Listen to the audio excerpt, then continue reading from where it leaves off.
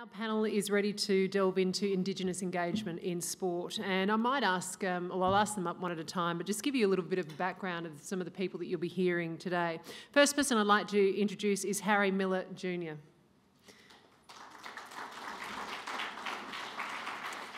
So Harry has been with the Office of Rec and Sport and Racing for 6 years as the Indigenous Sports Development Officer. He was based in Port Lincoln, servicing the Eyre Peninsula region for 6 years, has only recently moved to Adelaide. Former AFL player with Hawks, so we won't mention the weekend. No, but also the SANFL Port Magpies, and he's been coach with the South Australian Indigenous Under-15 Kickstart team that plays in the AFL Diversity Championships, and that's been happening since 2016. So thanks, Harry, for coming along. Sophie Murray is also joining our panel. Sophie is a Diri and Arabana woman who holds a Bachelor of Sport and Recreation Management and is close to completing a Master of Aboriginal Studies. She's worked with the Port Adelaide Football Club in member services and community engagement and has always maintained a really strong connection to sport and recreation and thinks that sport has the power to be a vehicle for sustainable social change. Most recently, she's been working with Netball SA as the chairperson of their Reconciliation Action Plan Advisory Group, where meaningful engagement and the centring of Aboriginal voices was integral to the conceptualisation and implementation of their Reconciliation Action Plan. And our final member of the panel is Paul Vandenbergh.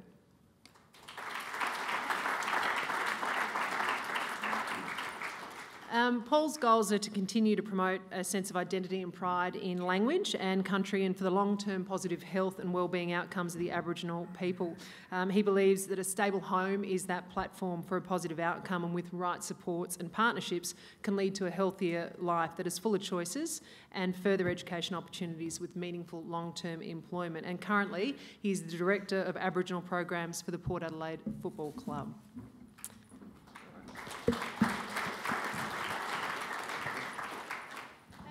So, Paul, we'll start with you just because you're lucky enough to be sitting next to me. Let's start with a broad picture of what are the obvious challenges in Indigenous engagement in the sport and rec field? Wow. First of all, welcome to the home of the Port Adelaide Football Club.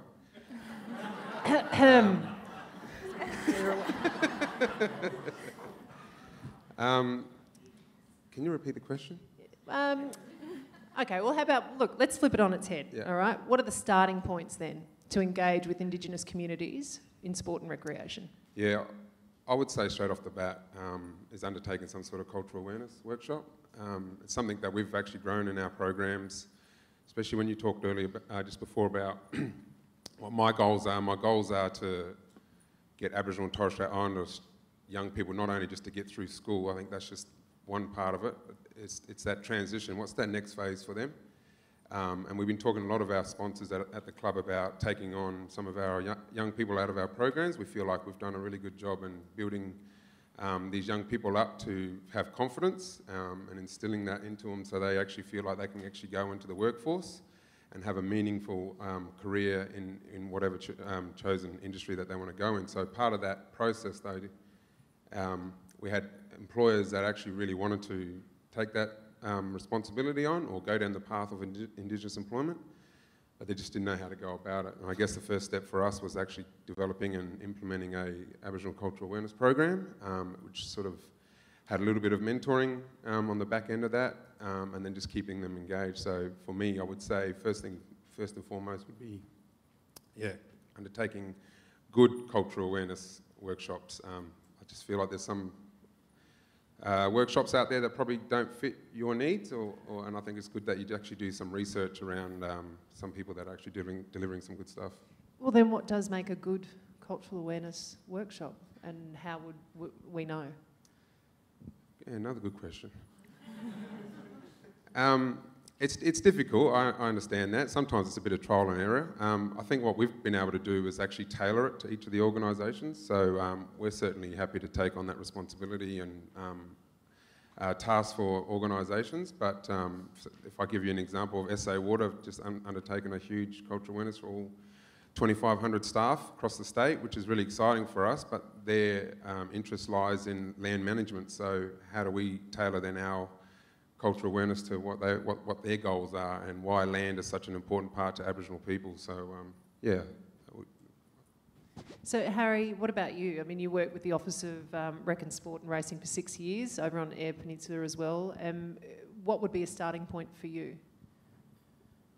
I guess, Paul mentioned about cultural awareness side of things, but I guess the engagement side of things from where I come from, obviously being in the regional areas, is sort of, I recently just, key stakeholders that come out, just briefing them about, what lies beneath the surface within the communities, what kind of things are very sensitive subjects, and how we go about best engaging them to be an integral part for my people within the regions. And I just feel, just sort of having that nous and that understanding of how things lie, I guess passing that information across to individuals or organisations is quite important for myself to carry on and makes it more better. What about you, Sophie?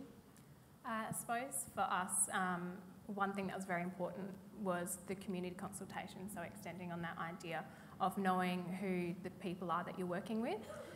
There's this idea that Aboriginal people are a homogenous group, and we're really not. We're incredibly diverse within ourselves. So starting locally and understanding who the people are that you're working with and what their needs are is absolutely important. So the centering of those Aboriginal voices and understanding what their needs are.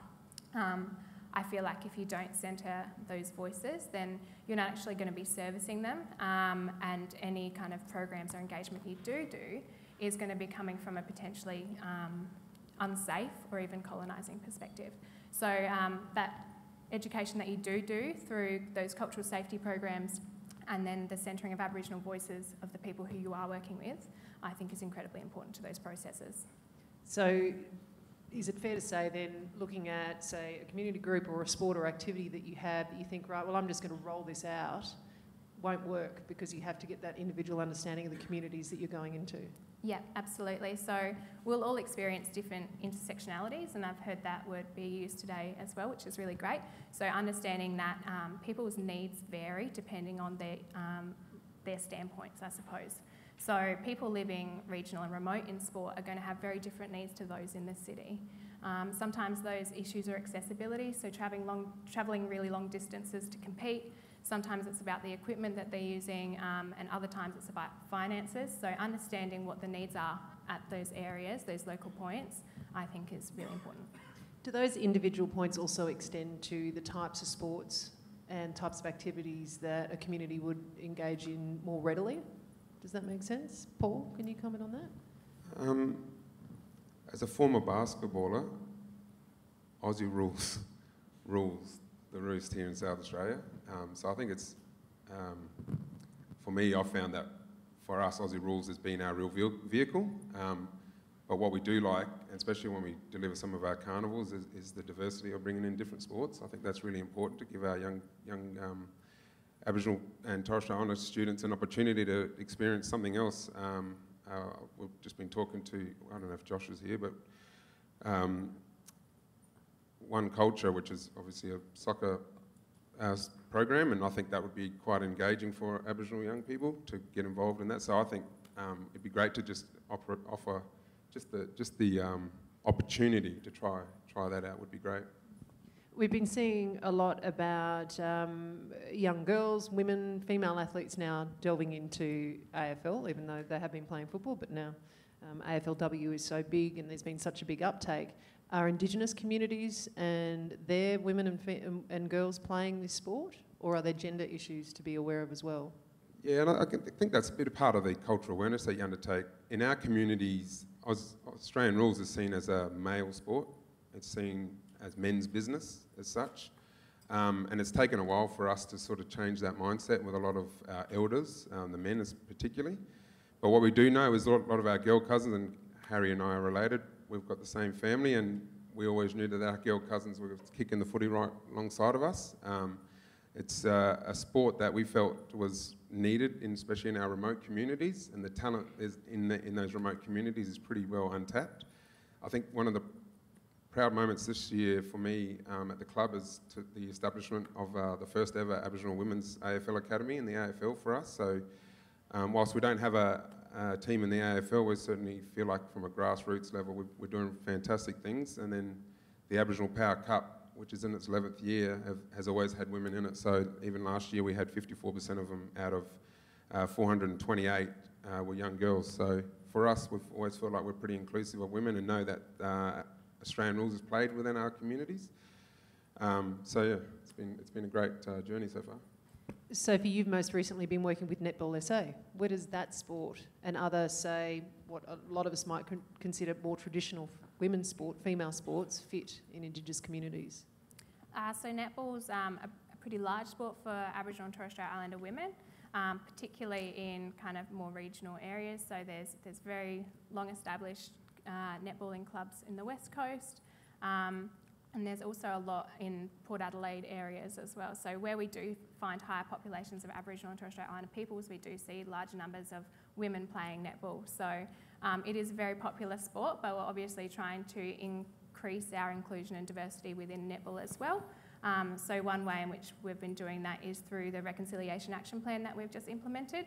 So for us, that was a long process of trying to understand what the barriers are for all Aboriginal and Torres Strait Islander people for that game, but particularly for women, and that fed into things like elite pathways for young women, but also older women wanting to return to playing the game, potentially after having children. So it is a really popular game, but as with any, that we do experience barriers, so we're looking at ways to increase access. What's one of the top one or two barriers that you've uncovered in all of this research? Largely we've found that finance is an issue, so things like club fees, particularly for Aboriginal and Torres Strait Islander run netball clubs, sometimes they may not, as we know, we sit in a lower socioeconomic standing, so we can't afford to pay those fees, and sometimes those fees are to like Netball SA for registration to be seen as a formal club. So we're looking at ways to subsidise that and also make it more affordable for families.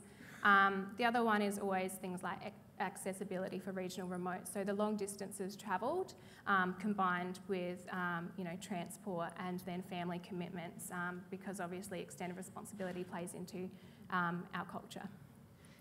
Harry, Sophie just mentioned there the word formal club, a formal sport. Where does informal sport and recreation fit in the Indigenous communities that you've been a part of, as opposed to this whole idea of formalised, travel a long distance, go and play in a league and go from there? Obviously, yeah, we've got the two sort of key sort of sports in terms of our Aboriginal communities is in Paul's case and Sophie's football and netball. So informal sort of sports engagement, it's massive. That's all they do. That's all you see young kids playing, I guess, playing footy, girls playing netball, and sort of integration, however long for numbers, I guess, in terms of what area you're at. But a lot of informalised sports and participation happens on a daily basis. I guess trying to understand where I come from in a sports and rec position, what I wear, is trying to encourage other sports to come in and trying to encourage them how to participate in a formalised atmosphere. It has its barriers, like Sophie's mentioned and Paul, and that sort of comes with the cultural awareness and the sensitivities behind that, social economics behind our people. And the barriers that Sophie mentioned would be the barriers that you're really seeing play out, the socioeconomic issues, as well as the, sorry Sophie, the first one that you mentioned.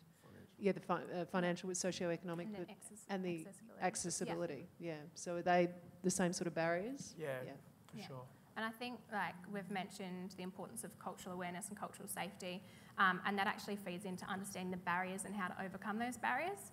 So when I talk about Aboriginal people having a lower socioeconomic standing, I think it's important to understand the historical context attached to that. So a lot of Aboriginal people, like my father's generation, experienced stolen wages. So they've proved that it takes 4 generations to accumulate wealth in a family, and unfortunately because of things like stolen wages, but also my dad was educated to year 7 and then expected to work as a stockman. then we don't have that kind of, elevated incomes in Aboriginal and Torres Strait Islander families. So understanding that historical context is really important to unpacking barriers as well. Paul, who are some key people and key organisations that people can go to get more information about this, besides obviously the Port Adelaide Football Club and, clearly, Paul, legend? Just come to us. I mean, it's interesting. I guess it depends what your field is and whether... So I'll just talk on behalf of the AFL, I guess. I feel like the AFL want to do it, and the Port Adelaide Football Club doesn't need to do this, doesn't need to be in this space that I'm in. But Koshi wants to be. Keith Thomas, the CEO, wants to be. And I was saying outside earlier, it's quite easy when your leaders are inclusive of what you want to do, and they see your dreams and they see your goals, and you're thinking along the same path. And I just feel really fortunate that I'm at a club that just embraces everything that we want to do in this space. And that an AFL club doesn't have to do it. Your organisation doesn't have to do it, but it is a good thing. And sometimes I feel like when we're sitting up here and we're talking about Aboriginal barriers and all that sort of stuff, it can put some people off. But the outcomes that we're seeing in our programs, the smiles on their faces, the change in mentality around that if I can get an Aboriginal young person onto university, there is no gap. That's plain and simple. We wouldn't be talking about a gap between Aboriginal and non-Aboriginal people if we can get more people like this young lady here who's so impressive, 2 degrees. There's no gap between Sophie, myself. Went to university. I feel like there's no gap between me and anyone. And that's the goal, what we're trying to achieve, It's hard for me to say, where do you need to go from now? But if you guys wanted to contact me or Sophie or Harry about this is what your idea is, this is what your plan is, I'm sure we could help facilitate those conversations with you guys, I just think there's an opportunity here. If you think about the population of Aboriginal people in South Australia, give or take, 35, 40,000, we cannot even fill this stadium as Aboriginal people. We couldn't fill this Adelaide Oval. So when we talk about closing the gap, this is what this conference is about, I think. It's how do we get inclusive of Aboriginal and Torres Strait Islander people. Let's start here in South Australia, and then we end this word closing the gap and having barriers and stop this revolving door that we keep seeing, especially in our juvenile justice system. So I think it's great that you guys are sitting here, and I hope one day we get to connect with you guys and we can sit there and help and have a conversation and have a yarn about how we can work together and doing that and getting more Aboriginal people participating within your organisation. Well, do you want to start the connection now? Because I've been asking some questions, but there's so many of you out there. Has anyone got some questions they'd like to put to the panel at all? There's one over there. The microphone's coming. Ninamani, thanks for being here. Michael, where do I start? I've been playing hockey for nearly 50 years as a Aboriginal family that's heavily involved in the Enfield Hockey Club. Legends, I see Keith as a legend, not as an Aboriginal bloke. But forgive me, I'm a Sturt Crows supporter. But I noticed I reckon there were 9 Aboriginal players in Shanghai on the weekend. Well done, really well done. I want to go back to the Nicky Winmar incident, where we've come from there. On the scoreboard at Adelaide Oval, every game, little number people can text to. Now that's sort of anonymous, but people know you can't say things like that, but I think people are actually proud that they're Aboriginal people in our society now. Has that message turned around to say non-Aboriginals are actually proud of us? Who wants to take that? Oh, We can all take it in turns. I think that's what sport has done for our people and our communities. I think the Nicky Winmar incident was the line in the sand. Enough was enough, basically. And if you speak to any of our players, they'll say it's not even on the field anymore. It's non-existent on the field. I mean, there's a few incidences, obviously, we've had over the last couple of years, Paddy Ryder and Eddie Betts, unfortunately, that it's just minority at the moment, we feel. And I think that's the beauty of what sports has done. I know I take after my grandfather, we come from Sejuna, an Aboriginal community there called Kaniba, and that's established in 1906, and he always talked about what sports can do for relationships between Aboriginal and non-Aboriginal people. So I think I've always taken on that same mentality, but certainly as a club, like you said, we've got 11 Aboriginal players on our list, which we're really proud of, and I think that only comes after you put the right supports in place. So it's been good. Sophie? Yeah, I think that we're definitely progressing. We have far more allies now than we ever had before, and I think that's what's so important about these conferences and the ability for us to actually transfer our capabilities onto you guys. And that's what we're talking about when we're offering you guys the opportunity to have a yarn with us and share, what is cultural safety, what is cultural awareness, what's best practice, what is respectful practice, is that ability for us to gain more allies. So these conversations are so important to us, and they're absolutely so important to the progress in terms of anti-racism and fighting, these incidences. And, the playing field is absolutely reflective of society as a whole as well. Like, if we see issues in society, then they are reflected on field, unfortunately, sometimes. So the fact that we are progressing and there are less incidences of racism on the field is absolutely reflective of society's progress as well. Harry? I guess the amount of exposure that AFL gives in terms of with an incident like that in a negative light, how much we can grow collectively and turn it into a positive mindset. Obviously, making the change, yes, it was a mistake in terms of what was said or what was done. Creating all this sort of social media platforms, flipping it and creating the positive analysis of it can really be beneficial for our people, not just in a sporting atmosphere, but in a community and a whole holistic approach around racism or how we operate with Indigenous role models or athletes. Thank you for your question. Any other questions? Yep, out this side. Oh, we're going to make you work now.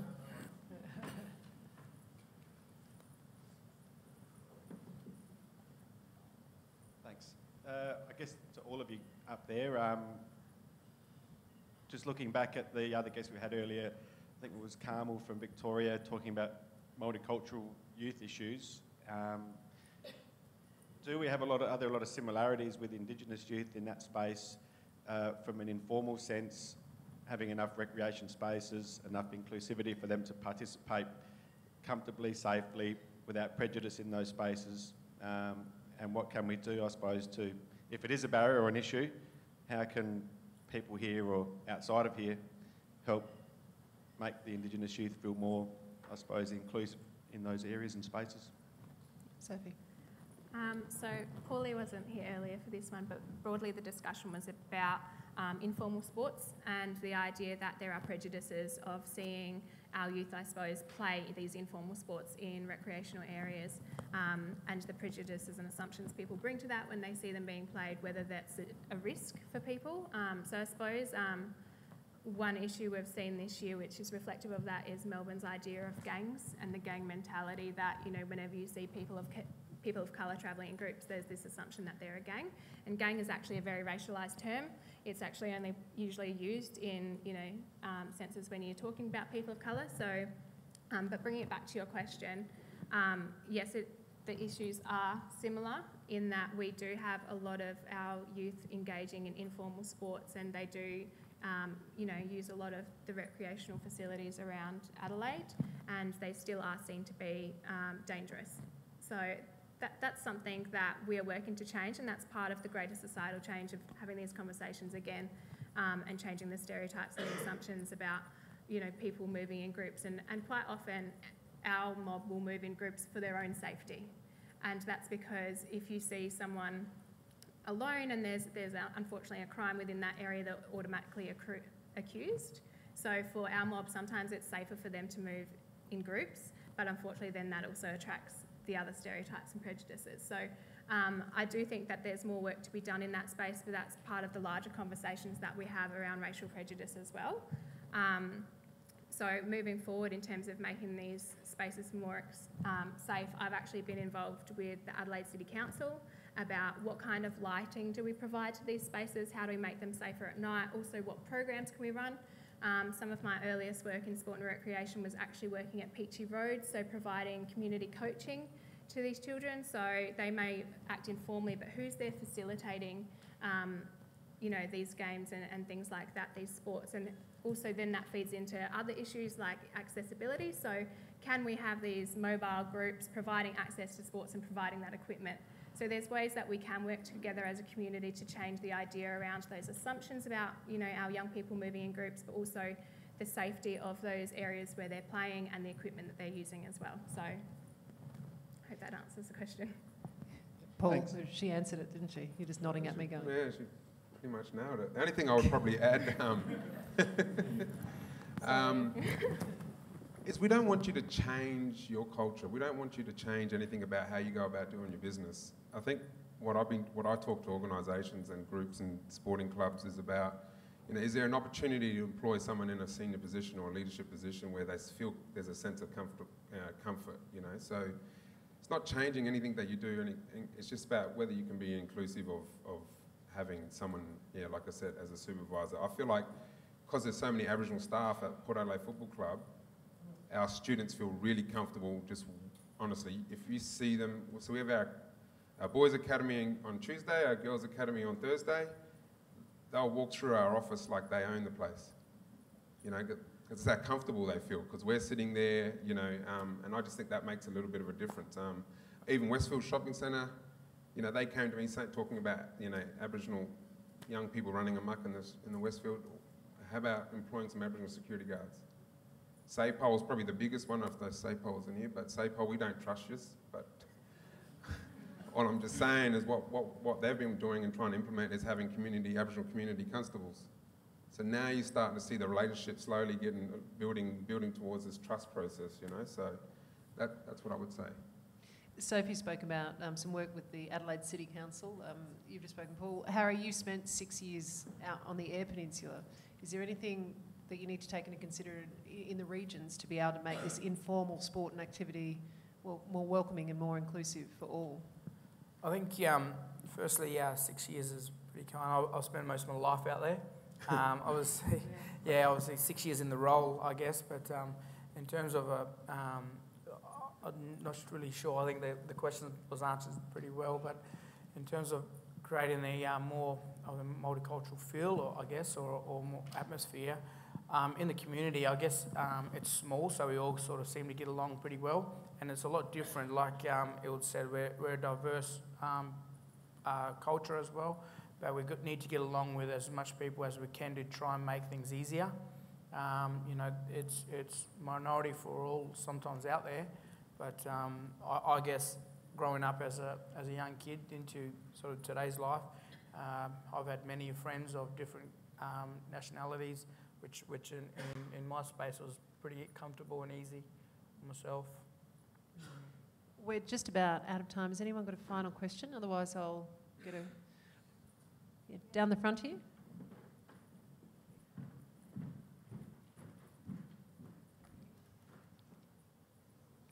I was just wondering, are there any deaf or hard of hearing people that you know of within those Aboriginal communities involved in sports that you know of?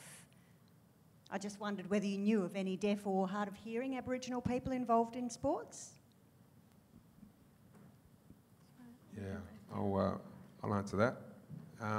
We talk a lot about that actually, especially in our cultural awareness sessions. So not many people know, but if you take a remote community setting, for example, this might blow your mind, but they say in the last ABS, 85% of Aboriginal children under the age of 5 suffer from some form of hearing loss. That's in a remote setting, 85%. So you take that stat along with, and I would say, I would touch on also the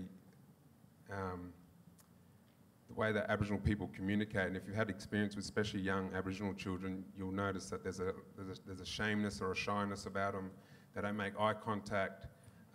They probably don't speak up as much. So if you add in the fact that they could have a hearing loss, and unfortunately I suffered from hearing loss all the way till I was about 12, 13, and my daughter who's 2's got permanent hearing loss as well at the moment.